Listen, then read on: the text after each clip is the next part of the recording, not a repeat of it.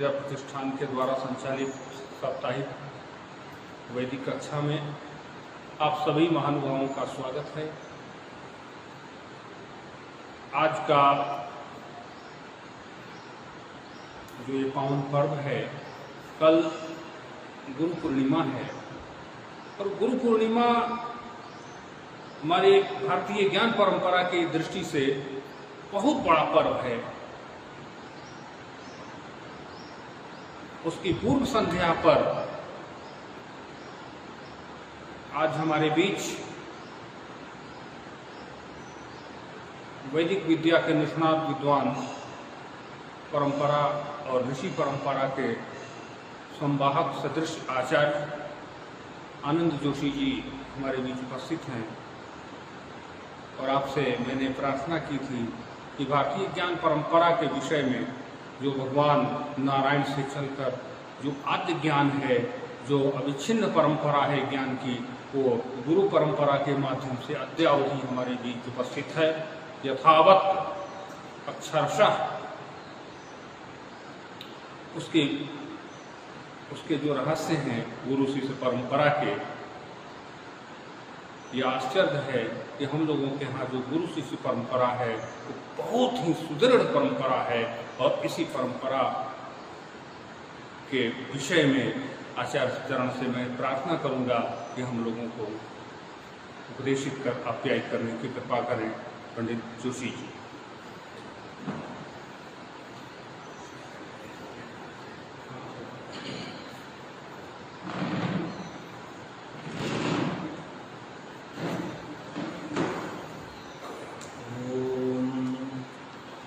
वन्देऽहं मंगलात्मानं भास्वन्तं वेदविग्रहं याज्ञवल्क्यं मुनिश्रेष्ठं जिष्णुं हरिहरप्रभं जितेन्द्रियं जितक्रोधं सदा ध्यानपरायणम् आनन्दनिलयं वन्दे योगानन्दमुनीश्वरम् प्रणौम्याद्यन्दिनमणि योगीश्वरशिरोमणिम् सर्वज्ञैयाज्ञवल्क्यं तच्छिष्यं कात्यायनं मुनिम् मूकं करोति वाचालं पङ्गुं लङ्घयते गिरिं यत्कृपातमहं वन्दे परमानन्दमाधवम् नमोऽस्तु ते व्यासविशालबुद्धे फुल्लारविन्दायतपत्रनेत्र येन त्वया भारततैलपूर्णः प्रज्वालितो ज्ञानमयः प्रदीपः।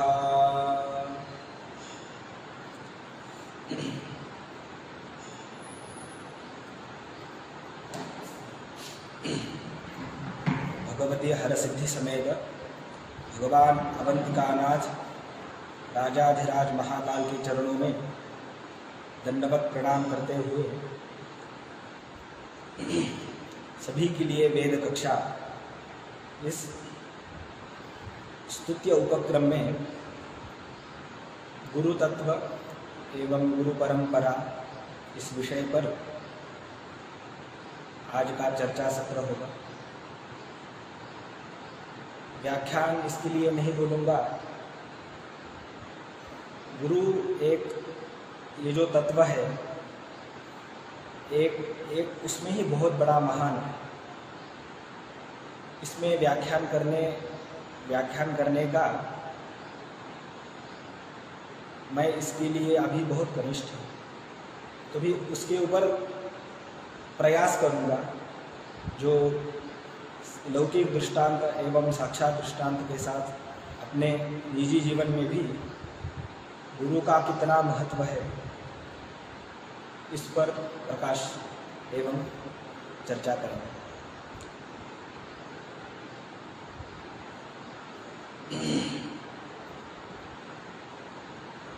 गुरु पूर्णिमा, आषाढ़ शुद्ध पूर्णिमा, शुक्ल पूर्णिमा, गुरु पूर्णिमा।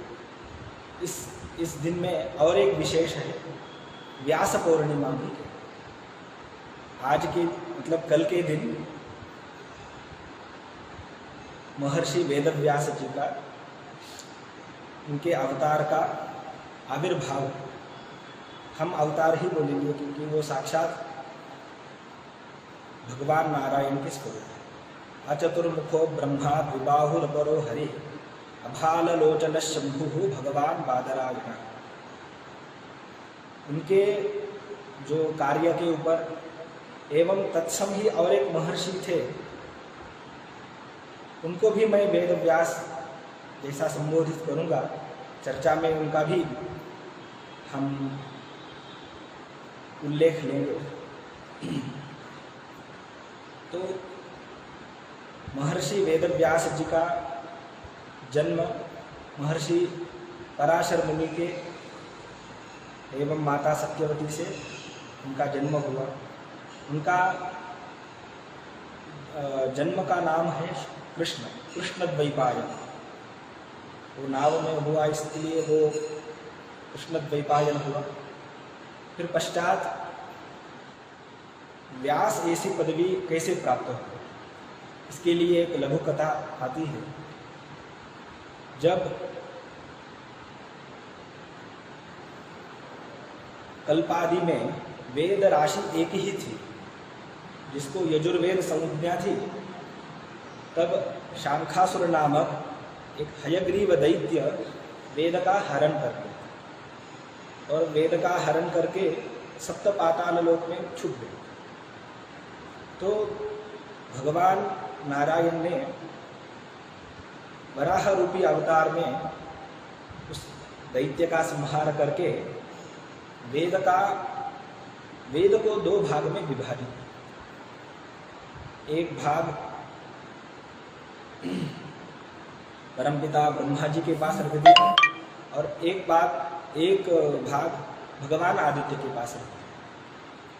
तो ब्रह्मा जी से वो अपने शिष्य प्रशिष्य वशिष्ठ, आंगिरस, मरीचि, अत्रि इत्यादि ऋषियों से वो गुरु शिष्य परंपरा से एवं गुरु मुखोच्चारण अनुच्चारण इस विभाग से वो वेद का भाग आगे बढ़ गया। और अन्य और एक भाग था, उसका उद्भव अभी तक अप्राप्त हुआ। तब ये द्वापार युग के अंत में, कली युग के प्रारंभ में, तब अल्पमति अल्पायु को जानकर भगवान ने व्यास जी का जन्म। व्यास्यति वेदान, इसका विग्रह ऐसा होता है कि जो वेदों के विभाग करता है। वेदान व्यास्यति इति व्यासः, और उसको भी अस प्रत्यय घय प्रत्यय लग के व्यास ऐसा रूप प्राप्त हो। तो व्यास जी के पास प्राप्त होने तब तक वेद की एक ही राशि थी, जो यजुर्वेद संज्ञक थी।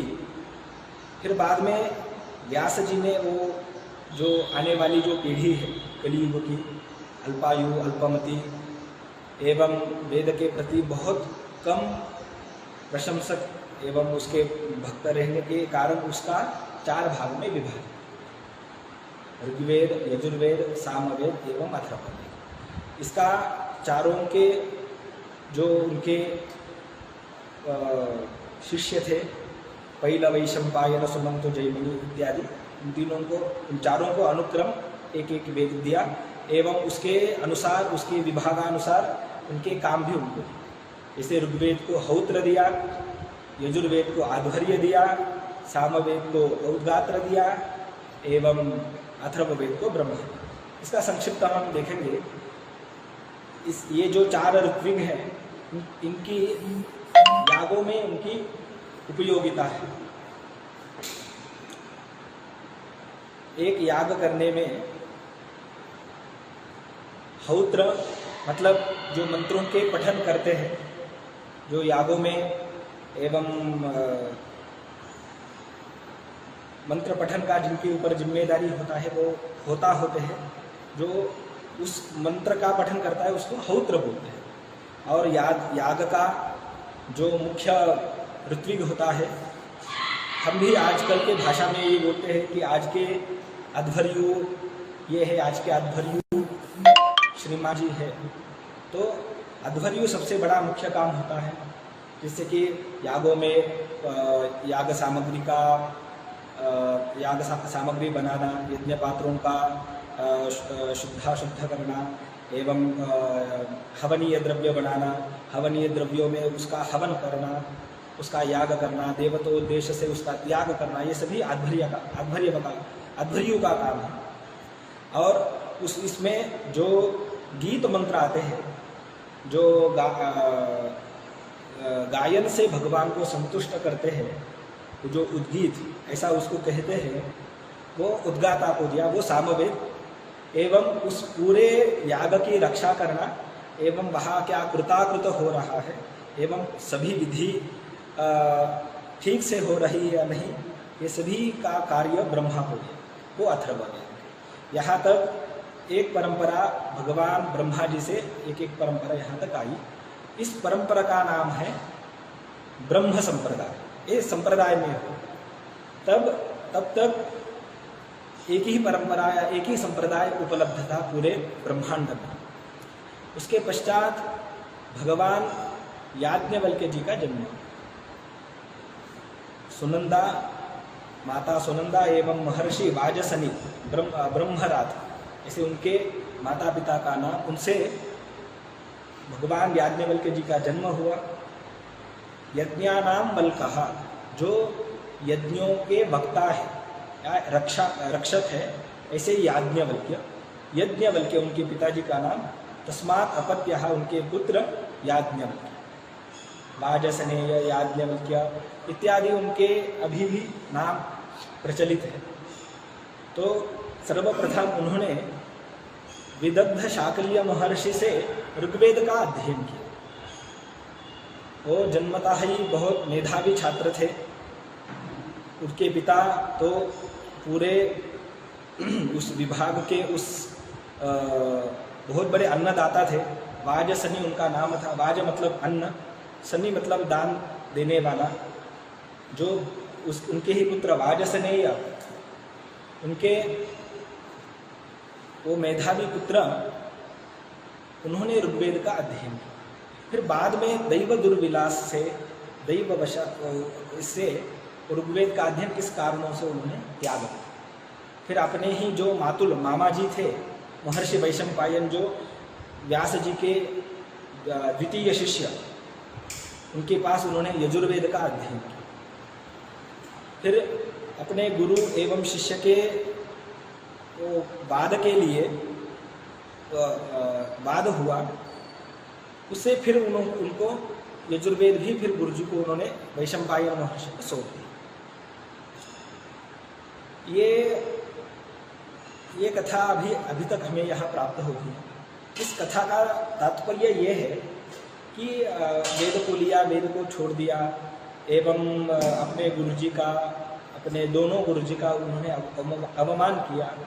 ये बहुत बड़ी गलत फहमी है एक प्रकार की, क्योंकि एक जो वेद का भाग था और वो भगवान आदित्य के पास था, उसका प्रकाशमय, उसका उद्धार होना एवं उसका सभी लोगों को उसका उपयोग होना बाकी था। इसलिए उनका जन्म हुआ था और इसी कारणों की वजह से उन्होंने ये दोनों वेद जिस गुरुजी से लिए थे उस गुरुजी को पुनः सौंप दिया। वो उद्धार करने हैं।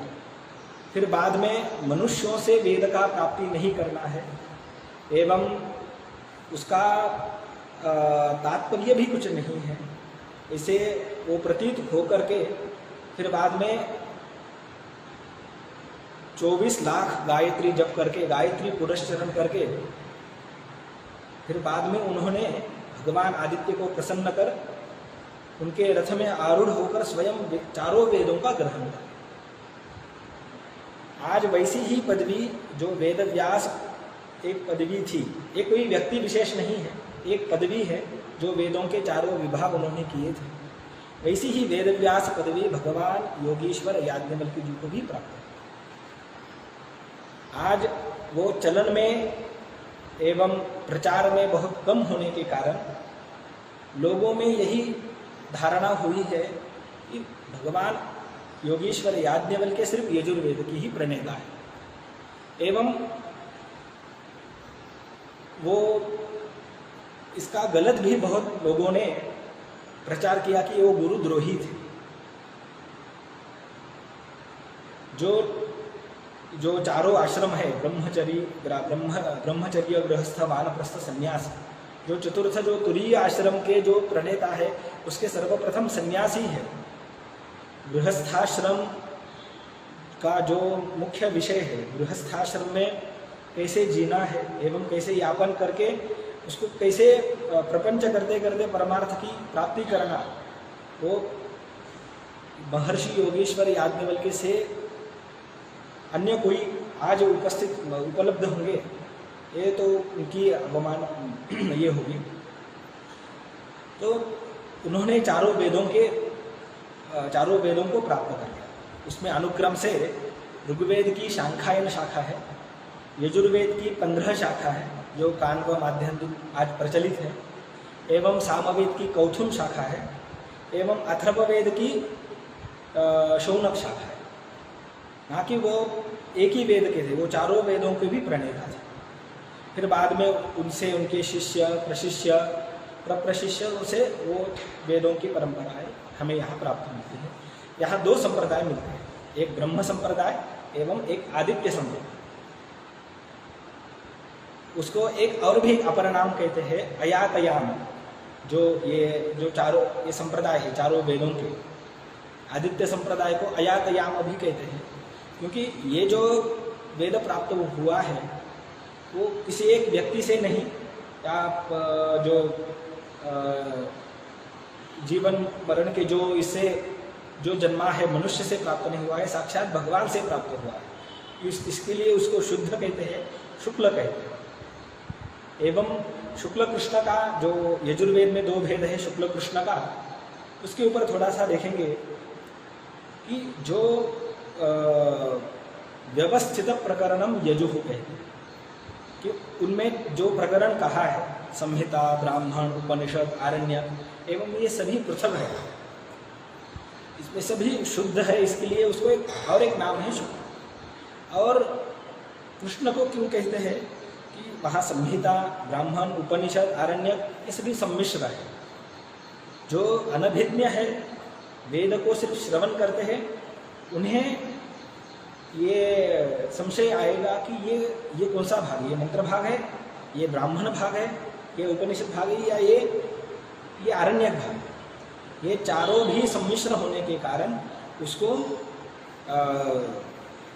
कृष्ण कहा है।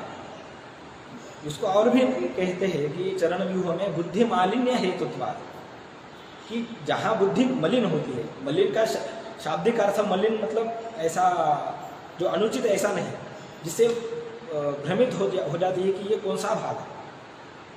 तो और यजुर्वेद को ये कहते हैं बुद्धि नैर्मल्य हेतु।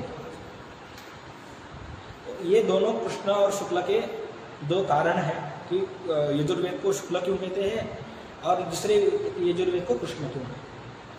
ऐसे भगवान योगेश्वर याज्ञवल्क्य जी से वो आदित्य संप्रदाय प्राप्त हुआ, और उसे ही अपने ऋषियों से, महर्षियों से वो आगे बढ़ते बढ़ते आज तक वैसा ही उपलब्ध है जैसे वो प्रारंभ में था। आज उनका स्मरण करने का कारण ये है कि भगवान वेदव्यास जी के तत्सम महर्षि वो थे, क्योंकि उन्होंने भी स्वयं चारों वेद के विभाग किए थे। और इसी के साथ जो उनका जगत प्रसिद्ध ग्रंथ है याज्ञवल्क्य स्मृति, वो याज्ञवल्क्य स्मृति एवं मनुस्मृति आज अपना संविधान है, उसमें सिर्फ उसका चतुर्थांश ही भाग लिया है। जो याज्ञवल्क्य स्मृति का दाय विभाग प्रकरण है, वो आज के जो संविधान में जो अनुच्छेद लगते हैं, जो 200, 300, 305 इत्यादि, वो सभी जो एक उसके शिक्षा का कितना वो पात्री है, कितना उसको कितने प्रतिशत उसको शिक्षा करनी चाहिए, या उसके फल का कितना प्रतिशत वो ये है, चातुर्वर्ण्य में कितना है, एक जो ब्राह्मण कार्य करेगा उसको उसका कितना फल मिलेगा, क्षत्रिय कार्य करेगा उसको कितना फल मिलेगा, एवं ब्राह्मण से गलती हुआ तो कितना मिलेगी उसको। ऐसे ये सभी विभाग सिर्फ एक चतुर्थांश ही अपने संविधान में, और ये पूरा जो अपना मूल भारतीय जो संविधान, जिसको हम संविधान भी कह सकते हैं, याज्ञवल्क्य स्मृति एवं शतपथ ब्राह्मण, वो याज्ञवल्क्य महर्षि से प्रणीत है। और अपने पूरे जो तुरीय आश्रम संन्याश्रम के सर्वप्रथम सन्यासी भी हैं। संन्यास के पश्चात उनका चरित्र हमें या एवं भारतीय परंपरा में कहीं भी उपलब्ध नहीं है। वो अपने दोनों पत्नियों को, मैत्री एवं कात्यायनी को, वो अनुसार उनको वो विभाग प्रदत्त कर उन्होंने संन्यास आश्रम स्वीकार किया। उनकी जयंती 2-3 प्रकार की है। जैसे पूर्व भारत में, महाराष्ट्र में मार्गशीर्ष मास में उत्सव मनाया जाता है, एवं दक्षिण भारत में कार्तिक मास में मनाया जाता है। वैसे ही हमारे भारतीय परंपरा में वो लोगों तक उनकी सही परछाई एवं सही प्रतिमा नहीं पहुंची, इसके लिए वो आज हमारे इसमें अनभिज्ञ है। एवं इसी प्रकार जो गुरु है, आज तो साक्षात हम चारों वेदों के भी वो गुरु थे, उस विषय में हम थोड़ा बातचीत करेंगे। गुरु इस शब्द का याज्ञवल्क्य उपनिषद में एक वाक्य आता है, गु शब्दस्त बंधकारस्तु रु शब्दस्त निरोधकः अंधकार निरोधित्वात् गुरुरित्यभिधीयते। गुरु ये दो अक्षर है, उसकी व्याख्या करते हैं। गु इस शब्द का अर्थ है अंधकार, और रु इस शब्द का अर्थ है प्रकाश, उस अंधकार का निरोध करने वाला वो। और ऐसे ही हमारे जो भीतर अज्ञान रूपी अंधकार है, अज्ञान रूपी अंधकार को निवारण करने के लिए जिसकी आवश्यकता है, जिस व्यक्ति की आवश्यकता है, वो है गुरु। अंधकार निरोधित्वात् गुरुरित्यभिधीयते। मनुष्य को जन्म से, माता पिता से उनका जन्म होता है, और माता पिता के जन्म के पश्चात उनके लिए सर्वप्रथम मुख्य जो स्थान होता है उनके जीवन में, वो है गुरु का स्थान। गुरु एक छात्रों को जीवन के, गुरु ने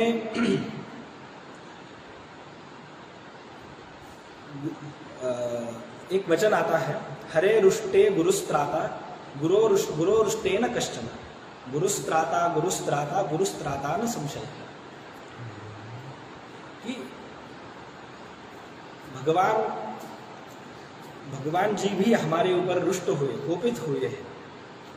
हरे रुष्टे गुरुस्त्राता, हमारे भी ऊपर कोपित हुए, मगर जो हमारे गुरु हैं, विद्या गुरु है, मोक्ष गुरु है, वो हमारे तारणहार होते हैं उस समय में।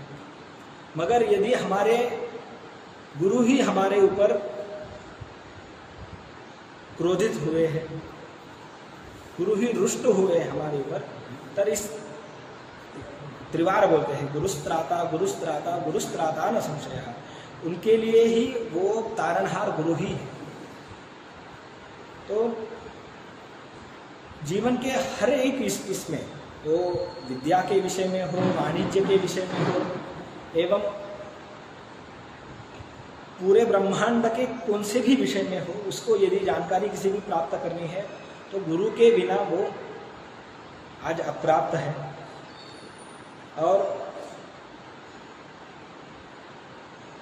गुरु और किसको कह सकते हैं कि एकमेकाक्षरं यस्तु गुरु शिष्य प्रबोधयेत पृथिव्यां नास्ति तद्द्रव्यम यद्दत्वाचान ऋणी भवेत्। सिर्फ एक ही अक्षर पढ़ाने वाले, सिर्फ उनसे एक अक्षर भी हम अपने जीवन उपयोगी एवं मोक्ष साधन के उपयोगी जो उपयुक्त हमने एक अक्षर भी अध्ययन किया, वैसे वो हम उनका और हमारा गुरु शिष्य एक संबंध होता है। गुरु शिष्य प्रबोधयेत पृथिव्यां नास्ति तद्द्रव्यम। इस भूतल पे ऐसा कुछ भी एक भी द्रव्य नहीं है यद दत्वा वो दे करके अनऋणी भवे, मतलब उनके ऋण से वो मुक्त हो जाए। गुरु के ऋण से एवं माता पिता के ऋण से हम जीवन में कभी भी उनके ऋण मुक्त नहीं होते हैं, क्योंकि वो उनकी जो दी गई विद्या है एवं माता पिता के संस्कार एवं उनका जो पाठ है वो हमें, हमारा कर्तव्य है कि आगे की पीढ़ी तक वो पहुँचे। आगे हमारे जो पुत्र पौत्र आदि होते हैं एवं शिष्य प्रशिष्य आदि होते हैं, वही विद्या को गुरुजी ने जिस प्रकार से पढ़ाया है, जिस प्रकार से उपदेश किया है, अपने उसी प्रकार से एवं उसको कुछ भी एवं मंत्र वर्णों में वर्णाक्षर इत्यादि में न बदल करते हुए उसको उसके तद्वत वैसा ही उसको पढ़ाना है एवं उसकी रक्षा करने हेतु उसको और भी उसको सुलभ मार्ग बताना। यही उस गुरु शिष्य के जो धारा है, आज तक वही हमारे यहाँ भारतीय परंपरा में प्राप्त है। महर्षि वेदव्यास, महर्षि योगीश्वर याज्ञवल्क्य जिस वेद भाग का उन्होंने अपने शिष्यों को दिया, वशिष्ठ अंगिरस इत्यादियों को दिया, एवं उसी प्रकार उसी विभाग से, उसी लय से, उसी वही अक्षर को आज वेद परंपरा में अक्षुण्ण बनाया है। आज हमारे जो आधुनिक विद्याएं हैं उसमें बहुत सारे बदलाव हो चुके हैं। पहले तो लिखान का था, अभी कंप्यूटर है, अभी सुपर कंप्यूटर भी इत्यादि है। मगर वेद के विषय में जो अनादि परंपरा से प्राप्त हुआ है, जो वेद जिस धारा प्रवाह से, वो आज भी वैसा ही है। आज जो कलियुग में अल्पमति को ध्यान में रखकर जो सारस्वत परंपरा प्राप्त हुई है, उसे थोड़ा बदलाव हो गया है और जो राज्य प्रांत के भाषा के अनुसार थोड़ा बदलाव हुआ है। जैसे पूर्व देश में उड़ीसा, बंगाल इत्यादि उनके भाषा के अनुसार वहाँ वर्णों को थोड़ा दीर्घत्व एवं दीर्घ वर्णों को ह्रस्व बोलना, इससे वेद के ऊपर थोड़ा प्रभाव हुआ है। मगर जहाँ श्रुति परंपरा से अभी भी परंपरा, वेद की परंपरा वैसे ही यहाँ प्राप्त है। दक्षिण भारत, मध्य प्रदेश, उत्तर प्रदेश एवं महाराष्ट्र इत्यादि इस प्रांत में वेद की वैसे ही जैसे पूर्व से परंपरा यहाँ आज भी प्राप्त है, वैसे ही हम सबका वही दायित्व है वेद का, वैसे ही परंपरा से आगे की पीढ़ी तक एवं उस पीढ़ी को आगे और भी वैसे ही चलते जाए। क्योंकि वेद एक ग्रंथात्मक एवं उसके सिर्फ शब्द अर्थात्मक नहीं है, एक साक्षात वो पुरुष है। हम जैसे, आप जैसे एक पुरुष है, वैसे भी एक पुरुष है। जैसे हम भोजन नहीं करेंगे, हम सही निद्रा नहीं लेंगे, सही हम अपना कार्य नहीं करेंगे, तो हमारी जैसी एक वो मालिन्यता आती है। वैसे ही उस वेद पुरुष की ही अवस्था वैसी ही होती है। इसलिए वेद को वैसे ही तद्वत बोलने से उसका जो मूर्तिमंत स्वरूप है वो वैसा ही रहता है और उसका हमें कुछ भी दोष प्राप्त नहीं। वैसे ही वेदव्यास महर्षि ने अपने पुत्र शुक महर्षि को वैसे ही उनको दिया एवं अपने शिष्य प्रशिष्यों को लेकर के ब्रह्म संप्रदाय एवं आदित्य संप्रदाय को आज भी हमें वो प्राप्त होते हैं। एवं आज के दिन गुरु पूर्णिमा के दिन उनके प्रति हम एक आदर भाव से उनकी पूजा करते हैं। और भी व्यास पूजा का एक महत्व आता है। व्यास उनको भी कहते हैं जो सन्यासी जो यति महर्षि अपने जीवन में लगभग 50 व्यास पूजन करते हैं, उन्हें भी वो व्यासत्व पदवी प्राप्त होती है। और उसी पदवी मतलब उनको ही आज के दिन उनका पूजन करना चाहिए एवं उनके प्रति अपना सद्भाव रखना चाहिए। और ये पूजन करके हम उनसे अनुऋणी नहीं रहेंगे। मतलब पृथिव्याम नास्ति तद्द्रव्यम, पृथ्वी में ऐसा कोई भी द्रव्य नहीं है कि हम गुरु जी को इतनी धनराशि देंगे एवं ये इतना बड़ा उपहार देंगे तो हम उससे गुरु जी के ऋण से मुक्त होंगे। गुरु जी का ऋण तभी समाप्त हुआ जब गुरु जी की हम जो विद्या गुरु जी से प्राप्त की है उसी प्रकार से हमने अपने शिष्य को एवं शिष्य प्रशिष्य से ऐसे ये करनी चाहिए। एवं सिर्फ वेद विद्या ही नहीं, तो अपने गुरु जी से हमने जो भी है जो संस्कार लिए हैं, आचार लिए हैं, विचार लिए हैं, जो परंपरा ली है, उस परंपरा से उसी परंपरा का पालन करते हुए अपने आगे की पीढ़ी को भी वो ये देनी है। उसी परंपरा में उनको बांध के रखना है। एवं एक न्याय आता है, गच्छतस खलनं क्वापि भवत्येव प्रमादतः हसन्ति दुर्जनास्तत्र समादतति सज्जनः। आज के इस भाषण सत्र में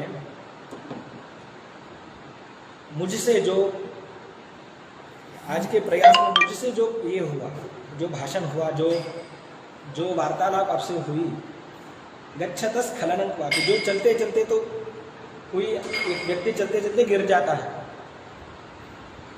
तो सज्जन एवं दुर्जन का वहाँ लक्षण बताते हैं। हसन्ति दुर्जनास्तत्र, हसन्ति मतलब जो दुर्जन होंगे तो वो हंसेंगे। समादतति सज्जनः, तो जो सज्जन व्यक्ति है वो अपने जो वो वहाँ जो व्यक्ति गिर रहा है एवं कुछ कार्य करते वक्त वो थोड़ा उसमें अपयश प्राप्त हुआ है, उसको वो संभाल लेते हैं। हसन्ति दुर्जनास्तत्र समादतति सज्जनः। तो इसको ही आगे रखते हुए आज का जो गुरु तत्व एवं गुरु परंपरा में जो यथामति यत्किंचित जो मैंने प्रयास किया, तो हंस क्षीर न्याय से जो क्षीर रूपी जो भी उचित है वो आप प्राप्त करके जो भी मेरा अज्ञान है वो और जो मुझसे जो विपरीत भाषण हुआ वो भी मेरा अज्ञान समझ करके और जो कुछ अच्छा और जो कुछ बोधप्रद निकला वो अपने गुरुजी को एवं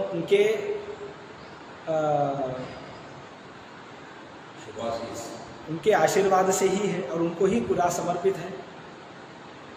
इतना बोल करके मैं अपने जी मेरा प्रश्न है कि गुरु शिष्य की जो परिभाषा है वैदिक वाङ्मय के अनुसार वो निषेधों में जो दी गई है उसी को कहेंगे, या फिर आजकल के कलयुग में लोग किसी को भी गुरु कह देते हैं जी। वो कहना उचित होता है या नहीं होता है? क्योंकि आजकल बहुत सारी विद्या, जैसे कोई अगर कंप्यूटर साइंस का कोई सब्जेक्ट ही सिखा रहा है, पाइथन लैंग्वेज सिखाता है, तो लोग उनको भी गुरु कह देते हैं क्योंकि वो ट्रेनर है जी। वो एक मॉड्यूल सिखा रहा है 10-12 घंटे का जी। तो एक गुरु शिष्य की जो शब्दावली के ऊपर जो उसका व्याकरण है वो उसी संदर्भ में प्रयोग होना चाहिए, या फिर ये व्यापक किसी भी शिक्षा को लेके गुरु शिष्य कहा जाता है? आपका प्रश्न बहुत उचित है।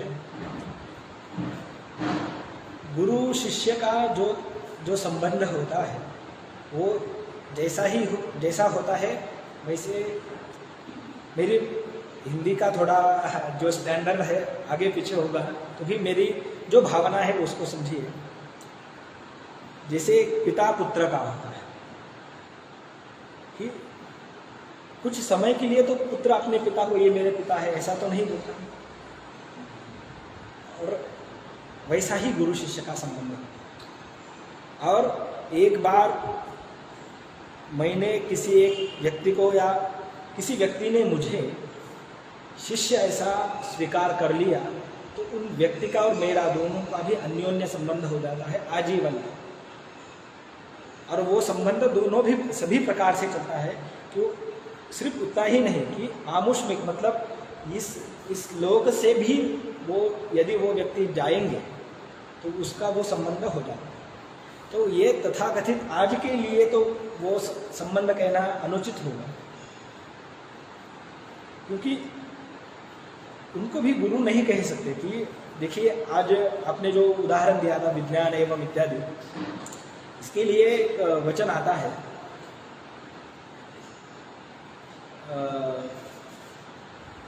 वेदों के अनुसार उन्होंने वचन दिया था, उनको उपाध्याय ऐसा कहते हैं। श्लोक का एकदेशं तु वेदस्य वेदांगान्यपि वा पुनः योऽध्यापयति वृत्त्यर्थम उपाध्यायस्य उच्यते। वेद का एक भाग एवं तथा उसका कोई एक अंग का जिसके अध्ययन किया है, अध्यापयति वृत्त्यर्थम, मतलब जो धनार्जन के लिए उसको पढ़ा रहे हैं उनको उपाध्याय कहते हैं। और उपाध्याय एवं गुरु में ये फर्क है। गुरु एक बार उनसे सिर्फ वेदाध्ययन, सिर्फ अध्ययन ही नहीं है, गुरु का पूरा जो तत्व है, उनका जो भाव है, वो स्वयं में पूरा ही सम्मिलित कर देंगे। आज हमारे वैदिक परंपरा में ऐसी श्रुति आज भी प्राप्त होती है कि हम किसी गुरु जी के शिष्य को देखते हैं तो हम यही प्रतीत होता है कि यदि वो सच्चा शिष्य है, उसमें पूरे अपने गुरु के लक्षण मिलते हैं। आज ये वैदिक परंपरा में जो गुरु परंपरा से अध्ययन किए हैं उनमें तो 100% ये वो भाव तो होता ही नहीं, क्योंकि हमें यही पढ़ाया जाता है कि आप वेदाध्ययन करके एवं तत्सम सभी जो गुरुजी से जो भी पढ़ करके आप वैसा ही तद्वत उनको देना है एवं उस शिष्य के जीवन का कल्याण करना है। कि किसी एक पर्टिकुलर समय के लिए उन दोनों का समय नहीं होता। एक बार दोनों का संबंध हो जाता है, गुरु शिष्य दोनों एक दूसरे को मान लेते हैं और उनका एक संस्कार हो जाता है, तो वो आजीवन तक वो दोनों भी इस भूतल में जब तक दोनों भी है तब तक वो दोनों एक दूसरे से संबंधित हैं। जैसे श्राद्धादि में जो हम पिंडदान करते हैं, उस जो कारुणिक पितृगण कहते हैं, जो सापत्न माता, जो अपने जो बुआ है, मौसी है, उनके जो उनमें एक स्थान भी आता है गुरु। उस स्थान पे हम उस समय में उनका पिंडदान भी करते हैं, तो वो हक भी हमें दिया।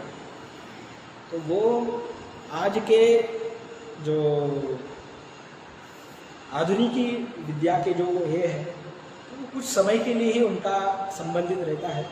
ये यदि ऐसा हो जाए, दोनों भी अन्योन्य संबंध आधुनिक में भी हो जाए, तो ये तो बहुत अच्छा रहेगा और दुग्ध शर्करा रहेगा। क्योंकि दो व्यक्तियों में अच्छा संबंधित होना और एक दूसरे के प्रति अच्छा, एक दूसरे का कल्याण के लिए विचार करना, आज तो ये बहुत विरल है। तो ये दोनों हो जाता है, वो तो भगवान की एक प्रकार से सेवा ही है।